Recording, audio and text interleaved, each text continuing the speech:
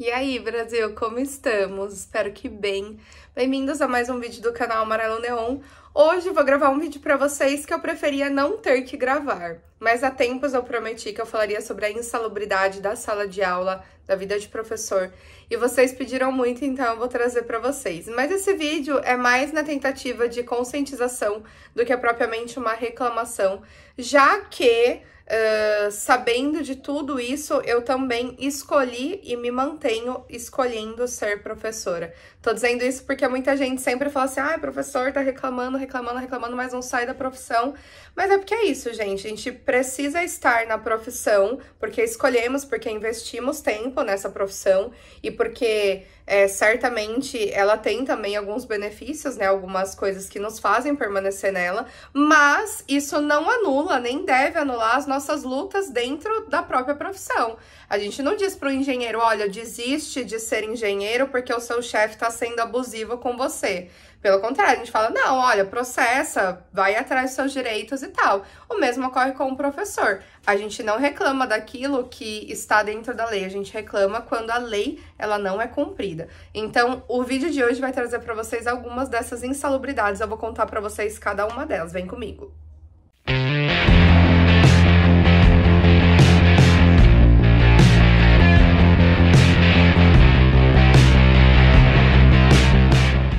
Bom, então vamos lá, né, Brasil? Porque precisamos conversar sobre. Acho que o primeiro ponto que é unânime entre os professores é com relação ao barulho de sala de aula e da escola em geral. E isso não atinge só nós, professores, que estamos na sala de aula. Atinge desde a galera da limpeza até a merenda, os funcionários de assessoria, como, por exemplo, inspetores, a própria gestão. Então, realmente, assim, o barulho, ele acaba sendo surreal. Provavelmente, se você conhecer um professor, ele vai, inclusive, te provar isso de uma maneira bem simples. Eu, por exemplo, eu já tenho 14 anos de profissão, então eu já tenho uma perda auditiva no ouvido direito de 20%. Provavelmente, quando eu me aposentar, essa perda auditiva ela vai aumentar, porque a constância do barulho, ela é literalmente todo dia e toda hora. Mesmo quando você está numa sala silenciosa, você sofre o efeito das outras salas que estão lá. Então, meio que assim, não tem como você fugir do barulho. Ah, Patrícia, mas existem dinâmicas que dá pra você fazer em sala de aula pra deixar a galera quieta. Até tem, gente, mas assim, uma aula bem feita, ela tem atividade. E é inevitável que a gente consiga diminuir isso. Como que a gente conseguiria? Qual seria a solução para esse caso? Bom, um lugar onde tem menos barulho é porque tem menos pessoas. Só que o nosso atual governo, ele acredita que quanto mais a gente empaçocar aluno, menos ele gasta, então melhor para ele. Então a tendência é as salas de aula estarem cada vez mais lotadas, com o menor investimento possível para que não gere gastos ao próprio governo e então, como consequência, acaba que esses ambientes são muito barulhentos. Inclusive, os níveis de decibéis, eles são inapropriados. Teve uma professora uma vez que ela fez a medição em sala de aula só, tipo, para provar pra galera, para fazer um experimento, se eu não me engano, era um experimento químico, para falar sobre isso, e ela provou que realmente não tá dentro do que é permitido por lei. A gente não tem como usar nenhuma proteção, porque se eu usar proteção eu não escuto o meu aluno, não existe nada que caia como punição ou como controle, então realmente acaba sendo um dano que a gente sofre por isso e não existe nada que nos faça tornar isso de certa forma menos pior. Como assim? A gente não tem nenhum benefício que se regularize, né, que seja regulado por questão da audição, a gente não tem nenhum tipo de desconto na aposentadoria de tempo ou qualquer coisa com relação à insalubridade por barulho, então realmente acaba sendo um dano que a gente só arca com ele dentro da nossa profissão. Estamos no famoso estresse. Gente, a sala de aula é um ambiente extremamente estressante, por melhor que ela seja. Nas salas que eu mais amo estar, nos dias que eu tô com o melhor humor do mundo, ainda é estressante. Por quê? Porque são pessoas, lidar com pessoas é difícil. Então pensa assim, ó, se Se você tá numa lanchonete, por exemplo, trabalhando numa lanchonete, você atende uma pessoa por vez, já é super estressante. Imagina pro professor que ele tem ali 35, 40, 50 alunos numa mesma sala.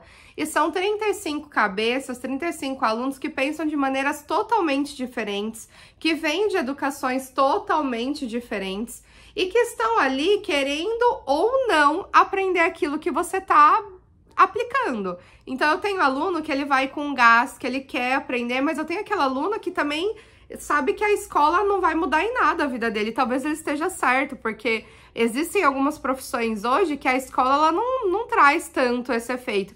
Ai, Patrícia, mas então por que a escola é obrigatória para todos? Porque a ideia da escola é tornar todo mundo apto a concorrer com todo mundo. Essa é uma ideia, assim... a escola ela tenta democratizar o ensino, tornar obrigatório de uma maneira a permitir o acesso para todos. Então, assim, infelizmente, essa lei a gente teria que fazer um vídeo só para revisar essa questão da obrigatoriedade ou não. Mas o que é fato tem aluno que quer estar ali, tem aluno que não quer, tem aluno que sabe que a mãe ou o pai ou o responsável legal vai passar pano para tudo que ele fizer, então ele toca o terror mesmo e não tá nem aí. E tem aquele aluno no meio de tudo isso que tem as suas deficiências, as suas dificuldades. E é tudo isso misturado num lugar só. Eu falo que a gente acaba sendo mãe deles por períodos de aulas, porque é isso. Então, assim, eles trazem os problemas emocionais, eles trazem os problemas de aprendizagem, eles trazem os problemas familiares. Então, na maioria das vezes, o que atrapalha esse aprendizado não é o entendimento, a aula ou o professor e o aluno. É tudo aquilo que se carrega dentro de uma pessoinha. E a gente, sendo pessoa, também carregamos nossas coisas. Então, é muito, muito complicado. É um ambiente que você tem que administrar muitas coisas ao mesmo tempo. Chamada, banheiro, explicação, conteúdo, correção. Se os alunos estão prestando atenção, se eles não estão, se estão te ouvindo ou se não estão. Se tá com o celular, se não tá, se fez ou não fez o dever. Anotar a nota, redigir o sistema, fazer relatório. E tudo isso num período de 45 minutos. Então, obviamente que a pressão, ela é constante e contínua. Se você tem 7 aulas no dia, você vai ter 7 períodos de aula, onde a sua atividade, ela é constante, ela não para. Não existe café, não existe banheiro, não existe intervalo. Ah, mas vocês têm o intervalo da merenda. Sim, mas esse intervalo você tem que fazer xixi, escovar o dente, tentar comer, porque 20 minutos não dá pra nada disso. E às vezes você emenda um período no outro. Eu, por exemplo, tenho aula de manhã e à tarde. Então, acaba que tem dia, a terça-feira que eu faço isso, ela acaba sendo, assim, estendida. Então, é bem complexo. O nível de estresse realmente é absurdo. Chegamos a um terceiro ponto e esse tá ligado à voz. Todo professor, quando ele vai entrar num concurso, ele faz um exame pra meio que, assim, verificar se ele não tem nenhum problema vocal. Porque, óbvio, que a voz, ela é o instrumento mais importante na vida de um professor. Você pode estar com dor de cabeça, você pode estar de qualquer forma, mas, assim, a única coisa que faz um professor não conseguir dar aula é a ausência da voz. A nossa voz, ela guia o aluno tanto para a aprendizagem quanto também para o comportamento. Então, um professor sem voz é um professor que não vai conseguir dar aula.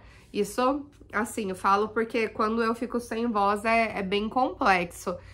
E isso acaba trazendo pra gente um desgaste na garganta muito maior, é como se fosse um cantor. E assim,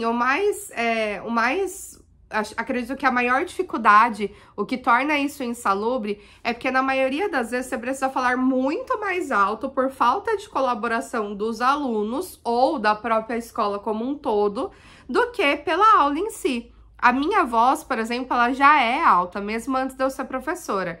Mas na sala de aula eu preciso elevar a minha voz, e eu não estou falando de grito, eu estou falando de elevação, porque eu tenho um ambiente fechado que a acústica não favorece, e eu tenho que atingir desde a pessoa que está na minha frente até o cara que está a praticamente aí 10 metros de distância. Então é bem complexo, a gente tem que falar alto o tempo todo. Ai, mas eu tive um professor que na minha época ele falava baixinho e todo mundo prestava atenção pra ele ouvir. Cara, que bom que você teve isso. Hoje em dia Eu não conheço nenhum professor que fala baixo e ao ouvido, infelizmente.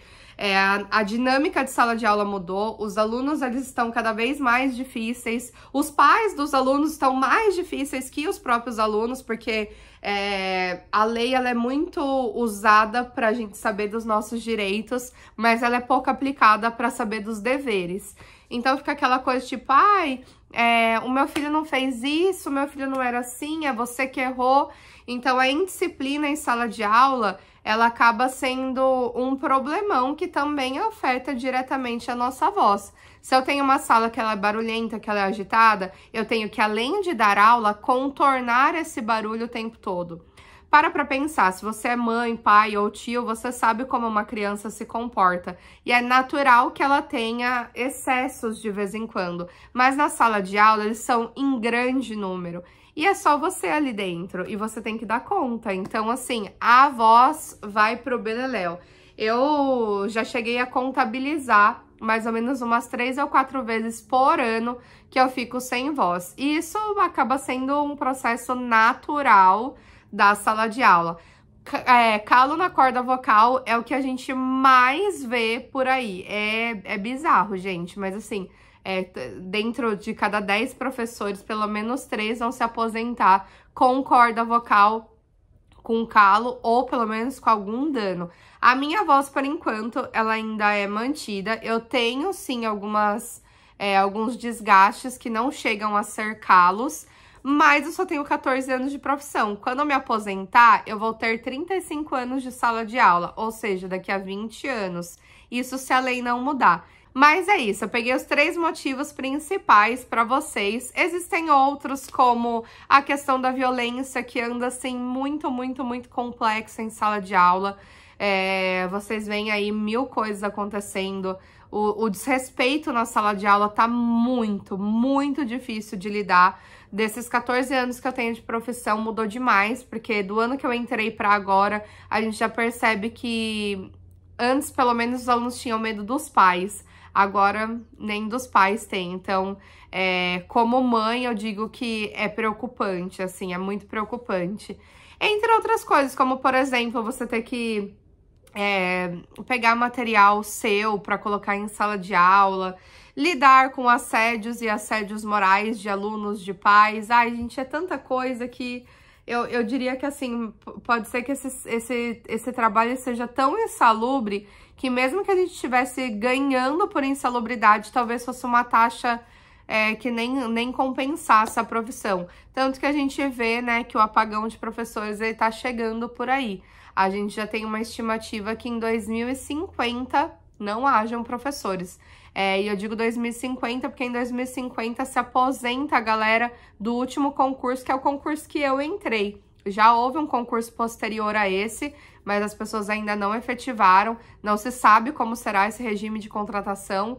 Então, infelizmente, por enquanto que temos aí uma previsão de finalização da profissão. Como que o mundo vai ficar depois disso, não sei dizer pra vocês. Às vezes eu acho até que, sei lá, talvez fosse melhor mesmo acabar a profissão pra ver como que ia dar, ou se a gente que tá errando, não sei.